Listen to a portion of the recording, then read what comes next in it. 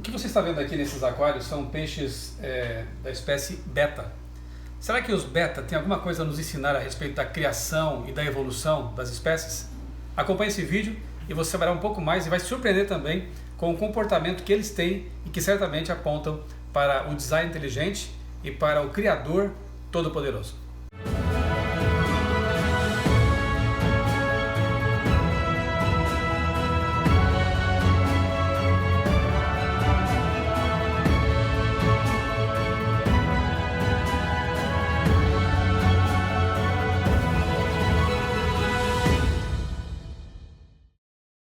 Eu estou aqui com meu amigo José Agilson, ele é zootecnista e nas horas vagas também cria aves e peixes, né, como os betas que vocês viram na abertura desse vídeo. Agilson, você me explicava agora há pouco como é que é o fenômeno, o processo, né, da reprodução dos betas. Eu achei uma coisa fantástica, né? Você pode explicar para mim de novo como é que é o processo de reprodução desses bichinhos? Uhum. Bom, a gente pode utilizar ou aquários ou essas caixas organizadoras que eu estou utilizando agora. A gente coloca sempre uma coluna de água de mais ou menos uns 10 centímetros mais ou menos. Essa coluna de água ela serve, e baixa desse jeito, para quando os ovos começarem a cair, a diferença de pressão que existe aqui nessa água, ela não seja muito grande, porque senão ela pode estragar os ovos até o macho pegar esses ovos. Então o que a gente faz? A gente coloca a água nessa altura. Também eu utilizo aqui um termostato, que ele é um aquecedor com um timer, uma temperatura que eu deixo aqui, que seria ideal para eles, em torno aqui de 27 a 30 graus mais ou menos. Aí eu coloco um pedaço de isopor, onde o macho vai fazer o ninho, e eu coloco sempre a fêmea dentro de uma garrafa PET, para que eles não entrem em contato logo de cara. Porque ele é meio violento, né? O beta tem essa fama, né? Sim, porque se você colocar direto, ele pode machucar ela. Então assim que você coloca a fêmea, primeiro você solta o macho, depois você coloca a fêmea. No ambiente isolado, né? No ambiente isolado, ele começa então a cortejar essa fêmea. Então ele se arma e começa a nadar em volta dessa garrafa, e ele ele nada, né? Para esse isopor. Onde ele começa então a pegar oxigênio do ar e fazer um ninho de bolha. Esse ninho com bolha... Dá para ver ali embaixo, ele enche de bolinhas de ar, né? Sim. E esse é o ninho dele então? Esse é o ninho dele. E esse ninho com oxigênio, ele serve também na hora que os filhotes já nascem, para que eles comecem, esses filhotes tenham esse oxigênio, para que eles sobrevivam no início da... Então os filhotinhos que vão... Inclusive nesses aquários a gente já pode perceber que há uns alevinos, né? Sim, São os pequeninos peixes ali, digamos assim, né? Sim. E eles vão depender desse oxigênio inicialmente para poder sobreviver. Sim, exatamente. Então, logo depois que você colocou eles aqui dentro do aquário, que ele formou esse ninho dele, existe uma coisa interessante que a fêmea, se você observar bem nela assim, ela tem que estar bem cheinha, gordinha, porque isso significa que ela está com bastante ovinhos dentro dela. Quando você coloca inicialmente, ela fica com as listras dela na horizontal. Então isso significa que ela não está ainda receptiva para o macho. Quando ela está receptiva para o macho, essas listras elas ficam na vertical. Mudam a orientação. E é muito interessante isso. E isso ocorre mais ou menos em torno de 24 horas por aí. O macho já fez esse ninho e ela já está apta já a ser colocada junto com o macho. A sincronia perfeita, né? Perfeita. Ele preparou o ambiente aqui e ela também se tornou receptiva lá. Sim. E ela começou também a ter ovular mais, para ter mais ovos para poder ser fertilizados pelo macho. Quando você solta eles juntos, então, a princípio, ela não vem direto para o ninho, então ela demora um pouco para isso ocorrer, mas quando ela está bem receptiva, ela se aproxima, então, junto com o macho, ele vai atrás dela, e ele vem para baixo do ninho, e ela também vem, e ele sabe que tem que ser embaixo do ninho. E ela também vem embaixo do ninho, e aí então eles realizam o que a gente chama de um abraço.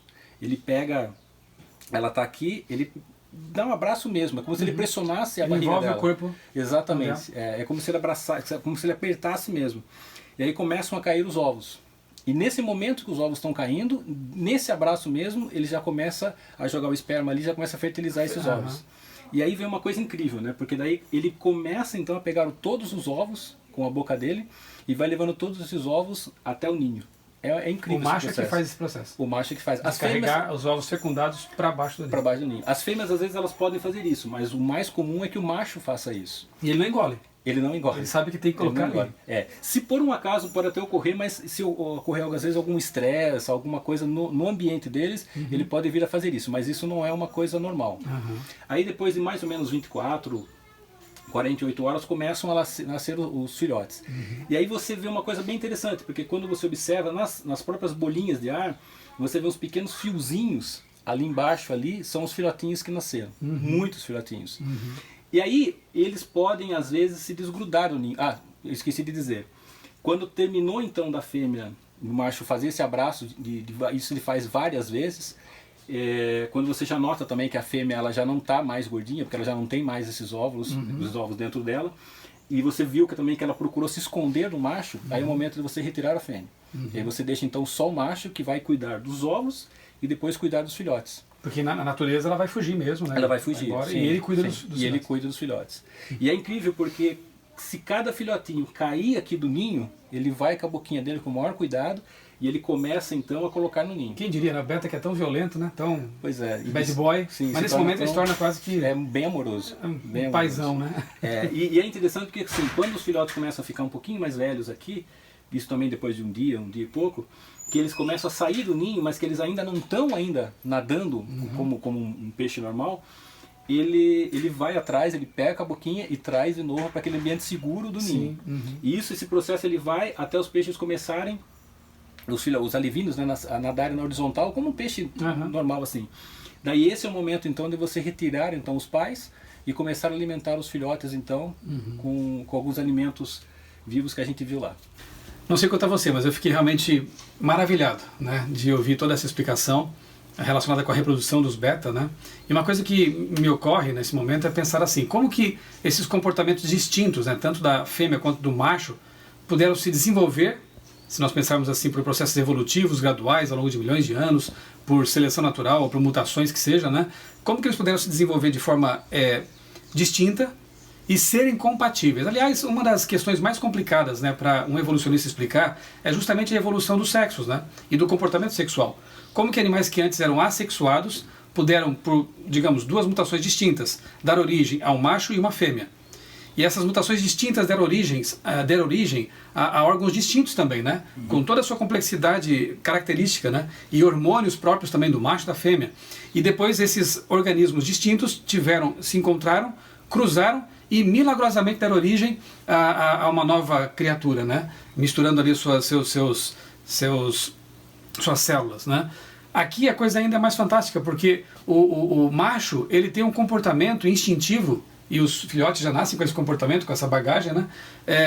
Sem o qual os filhotes não sobreviveriam, porque ele tem todo um cuidado, você percebeu, né? De preparar o ninho, de deixar ali o oxigênio necessário, não é? De trazer depois aqueles ovinhos ali fecundados para o ninho, para o local, um ambiente protegido. Então são coisas que ou você crê que realmente foram comportamentos programados por um ser inteligente, né? Ou seria muito complicado realmente explicar isso por processos casuais, né? Orientados por uma seleção natural cega, segundo diz o processo evolutivo. Agilson, muito obrigado aí pela explicação, né? Que você continue sendo esse amante da natureza, né? Qualquer momento a gente vai fazer um outro vídeo mostrando aí a criação que ele tem de agapornis, de...